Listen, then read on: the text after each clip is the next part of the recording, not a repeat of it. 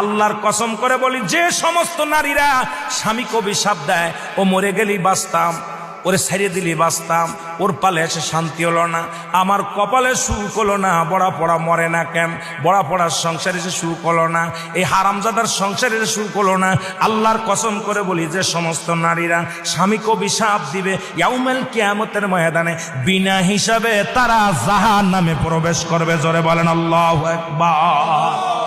আমার মারা যারা মাইকের আওয়াজ শোনেন, শুনে নেন,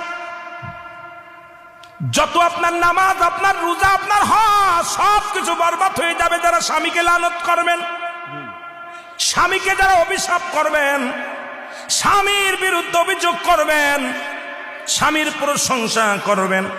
আল্লাহর দরবারে আপনি নেকি পাবেন, আল্লাহর দরবারে নফল বন্দেগী পাবেন।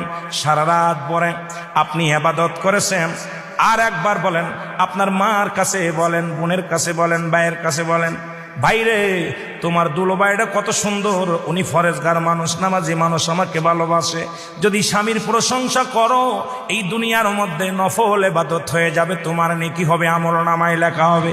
নবীজি বলছে, অধিকাংশ মহিলারা ওই কিয়ামতের ময়দানে ওই জাহান্নামী অধিবাসী হয়েছে যারা স্বামীর লানতকারী।